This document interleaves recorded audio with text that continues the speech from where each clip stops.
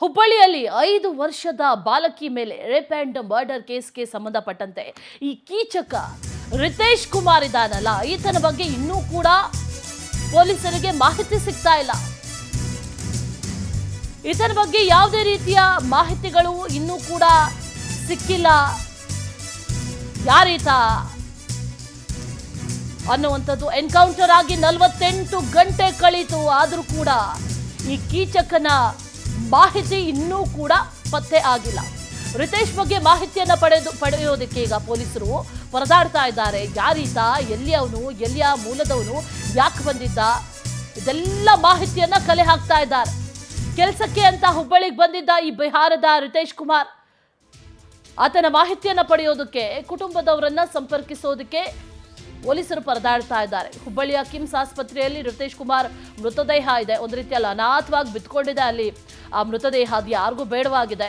ಕುಟುಂಬಸ್ಥರು ಯಾರು ಅದ್ರ ಬಗ್ಗೆ ಕ್ಲೈಮ್ ಮಾಡೋದಕ್ಕೂ ಬರ್ತಾ ಇಲ್ಲ. ಆತ ಕಾಣಿಸ್ಕೊಂಡಿಲ್ಲ 2 ದಿನದಲ್ಲಿ ಅನ್ನುವಂಥ ನಿಟ್ಟಿನಲ್ಲೂ ಕೂಡ ಯಾವುದೇ ರೀತಿಯ ವಿಚಾರಗಳು ಕೂಡ ಈಗ ಅವರ ಆ ಕಡೆಯಿಂದಲೂ ಕೂಡ ಬರದೇ ಇರೋದ್ರಿಂದ ಪೊಲೀಸರಿಗೂ ಕೂಡ ತಲೆನೋವಾಗಿರೋದು.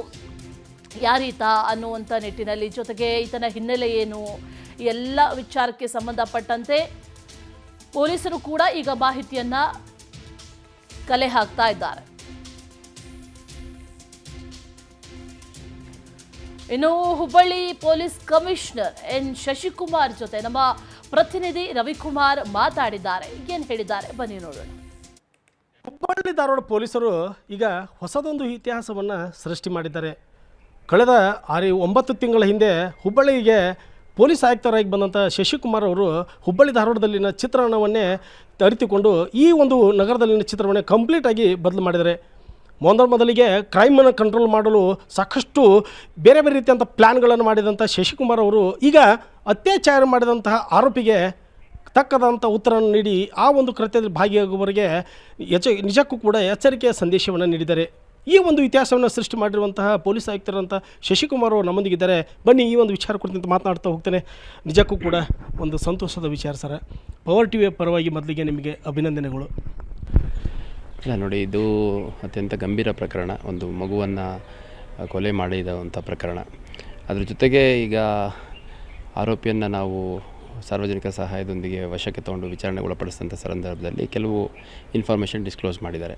ಅದಾದಮೇಲೆ ಅದನ್ನು ಅಸರ್ಟೈನ್ ಮಾಡ್ಕೊಳ್ಳಿಕ್ಕೆ ಮತ್ತು ಅವನ ಜೊತೆ ಇನ್ಯಾರಾದರೂ ಬೇರೆ ಯಾರಾದರೂ ಇದ್ದಾರಾ, ಅವ್ರ ಫ್ಯಾಮಿಲಿ ಮೆಂಬರ್ಸ್ ಯಾರಾದರೂ ಇದ್ದಾರಾ, ಅಥವಾ ಅವನ ಜೊತೆ ಕೆಲಸ ಮಾಡೋರು ಯಾರಾದರೂ ಇದ್ದಾರಾ ಅಂತ ಫೈಂಡ್ ಔಟ್ ಮಾಡಲಿಕ್ಕೆ ರೈನಲ್ ಅಂಡರ್ಪಾಸ್ ಹತ್ರ ಹೋದಂಥ ಸಂದರ್ಭದಲ್ಲಿ ಅವನು ನಮ್ಮ ಪೊಲೀಸ್ ಕಸ್ಟಡಿಯಿಂದ ತಪ್ಪಿಸ್ಕೊಂಡು ಹೋಗಲಿಕ್ಕೆ ಹೋದಂಥ ಸಂದರ್ಭದಲ್ಲಿ ಮತ್ತು ನಮ್ಮ ಸಿಬ್ಬಂದಿಗೆ ಹಲ್ಲೆ ಮಾಡಿರುವಂಥದ್ದು, ಗಾಡಿ ಡ್ಯಾಮೇಜ್ ಮಾಡಿರುವಂಥದ್ದು, ಆ ಒಂದು ಸಂದರ್ಭದಲ್ಲಿ ಅವನ ಮೇಲೆ ಅಲ್ಲಿದ್ದಂಥ ಅಧಿಕಾರಿ ಹಾರಿಸಿದ ಗುಂಡು ತಗಲಿ ನಂತರ ಹಾಸ್ಪಿಟ್ಲಿಗೆ ಕರ್ಕೊಂಬಂದಾಗ ಬ್ರಾಡ್ ಡೆಡ್ ಅಂತ ಆಗಿದೆ. ಸೊ ಒಂದು ಸಮಗ್ರ ಮತ್ತು ವೈಜ್ಞಾನಿಕ ತನಿಖೆಯನ್ನು ಮಾಡುವಂಥ ಸಂದರ್ಭದಲ್ಲಿ ಒಂದು ಘಟನೆ ನಡೆದಿದೆ.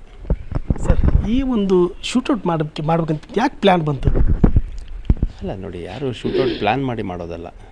ಈಗ ಅಲ್ಲಿ ಸ್ಥಳಕ್ಕೆ ಹೋದಂಥ ಸಂದರ್ಭದಲ್ಲಿ ಆ ವ್ಯಕ್ತಿ ತುಂಬ ಸ್ಥಳೀಯರು ಹಿಡ್ಕೊಟ್ಟಾಗೂ ತುಂಬ ಅಗ್ರೆಸಿವ್ ಆಗಿದ್ದ. ಅಲ್ಲಿ ನಮ್ಮ ಹತ್ರ ಇಂಟ್ರಾಗೇಷನ್ ಮಾಡಬೇಕಾದ್ರೂ ತುಂಬ ಅಗ್ರೆಸಿವ್ ಆಗಿದ್ದ. ಅಷ್ಟಾಗಿಯೂ ಕೂಡ ಸಫಿಷಿಯೆಂಟ್ ಅಧಿಕಾರಿ ಸಿಬ್ಬಂದಿಗಳು ಅಲ್ಲಿ ಸ್ಥಳಕ್ಕೆ ಹೋಗಿ ಅವನ ಕಡೆಯಿಂದ ಇನ್ನು ಹೆಚ್ಚುವರಿ ಮಾಹಿತಿಯನ್ನು ಪಡ್ಕೊಳ್ಳುವಂಥ ಸಂದರ್ಭದಲ್ಲಿ ಒಂದು ಘಟನೆ ನಡೆದಿದೆ. ಸರ್, ಈಗ ಇದೊಂದು ಇತಿಹಾಸ ಈವರೆಗೂ ಕೂಡ ಬೇರೆ ಬೇರೆ ರೀತಿಯಂಥ ಪ್ರಕರಣಗಳಲ್ಲಿ ಆರೋಪಿಗಳಿಗೆ ಕಾಲಿಗೆ ಗುಂಡು ಹಾಕಿದ್ರಿ. ಮೊದಲನೇ ಹುಬ್ಬಳ್ಳಿ ಧಾರವಾಡ ಕಮಿಷನರ್ ವ್ಯಾಪ್ತಿಯೊಳಗೆ ಮೊದಲೇ ಎನ್ಕೌಂಟರ್ ಪ್ರಕರಣ. ಈ ಒಂದು ಇತಿಹಾಸದ ಬಗ್ಗೆ ಏನು ಹೇಳ್ತೀರಿ? ಅಲ್ಲ ನೋಡಿ, ಅದನ್ನೇ ನಾನು ದಯವಿಟ್ಟು ಇದನ್ನು ಮಿಸ್ರೆಪ್ರೆಸೆಂಟ್ ಮಾಡಬೇಡಿ. ಈಗ ಆರೋಪಿಗಳು ತುಂಬ ಫೆರೋಷಿಯಸ್ ಇರ್ತಾರೆ ಮತ್ತು ತುಂಬ ಅಗ್ರೆಸಿವ್ ಇರ್ತಾರೆ. ಅವ್ರನ್ನ ಲಿಮಿಟೆಡ್ ಟೈಮಲ್ಲಿ ವಿತಿನ್ ಶಾರ್ಟ್ ನೋಟಿಸಲ್ಲಿ ಹಿಡಿದಂಥ ಸಂದರ್ಭದಲ್ಲಿ ಅವರಲ್ಲಿ ಇನ್ನೂ ಎಲ್ಲೋ ಒಂದು ಕಡೆ ಒಂದು ಅಗ್ರೆಸಿವ್ ಬಿಹೇವಿಯರ್ ಹೋಗಿರೋದಿಲ್ಲ. ಎಲ್ಲೋ ಒಂದು ಕಡೆ ತಪ್ಪಿಸ್ಕೊಂಡ್ರೆ ನಾವು ಬಚಾವಾಗ್ಬೋದು, ತಪ್ಪಿಸ್ಕೊಂಡ್ರೆ ನಾವು ಲೈಫ್ ಲಾಂಗ್ ಪೊಲೀಸ್ಗೆ ಸಿಗದೇ ಇರ್ಬೋದು, ಈ ಕ್ರಿಮಿನಲ್ ಜಸ್ಟಿಸ್ ಸಿಸ್ಟಮಿಂದ ಹೊರಗಿರ್ಬೋದು ಅನ್ನೋಂಥ ಆಲೋಚನೆ ಇರುತ್ತೆ. ಹಾಗಾಗಿ ನಾವು ಸ್ಥಳಕ್ಕೆ ಹೋದಂಥ ಸಂದರ್ಭದಲ್ಲಿ ನಮ್ಮ ಅಧಿಕಾರಿ ಸಿಬ್ಬಂದಿಗಳಿಗೆ ಸಾಕಷ್ಟು ಜನನ ಸೇಫ್ಟಿಗೆ ಮತ್ತು ಅವನ್ನ ಹಿಡ್ಕೊಳ್ಲಿಕ್ಕೆ ಕರ್ಕೊಂಡು ಹೋಗಿ ಅಂತಲೇ ಸೂಚನೆ ಕೊಟ್ಟಿರ್ತೀವಿ. ನಿನ್ನೆ ಕೂಡ ನಮ್ಮ ಸಬ್ ಇನ್ಸ್ಪೆಕ್ಟ್ರು ಮತ್ತು 3-4 ಜನ ಸ್ಟಾಫು, ನಮ್ಮ ಇನ್ಸ್ಪೆಕ್ಟ್ರು ಮತ್ತು 2 ಗಾಡಿಗಳಲ್ಲಿ ಹೋದಂಥ ಸಂದರ್ಭದಲ್ಲಿ ಆ ವ್ಯಕ್ತಿ ತಪ್ಪಿಸ್ಕೊಳ್ಲಿಕ್ಕೆ ಮುಂದಾದಂಥ ಸಂದರ್ಭದಲ್ಲಿ ಒಂದು ಘಟನೆ ನಡೆದಿದೆ. ಸರ್, ಇನ್ನು ಪ್ರಮುಖವಾಗಿ ಈ ಒಂದು ಆರೋಪಿಯ ಹಿನ್ನೆಲೆ ಏನು ಬ್ಯಾಕ್ಗ್ರೌಂಡ್? ಈಗ ಆರೋಪಿಯವನು ಮೂಲತಃ ನಮಗೆ ಸದ್ಯಕ್ಕೆ ಇರುವಂಥ ಮಾಹಿತಿ ಪ್ರಕಾರ ಅವನೇ ಡಿಸ್ಕ್ಲೋಸ್ ಮಾಡಿದ ಪ್ರಕಾರ ಅವನು ಪಟ್ನಾ ಬಿಲಾಂಗ್ ಆಗ್ತಾನೆ.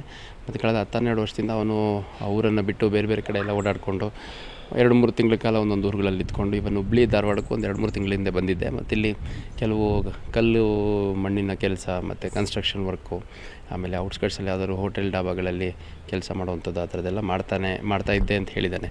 ಬಟ್ ಅದನ್ನೆಲ್ಲ ನಾವೀಗ ಬ್ಯಾಕ್ ಟ್ರ್ಯಾಕಿಂಗ್ ಆಫ್ ಇನ್ವೆಸ್ಟಿಗೇಷನ್ ಮತ್ತು ಒಂದು ಮೂವ್ಮೆಂಟ್ ಮಾಡಿಬಿಟ್ಟು ಪತ್ತೆ ಮಾಡಬೇಕಾಗಿದೆ.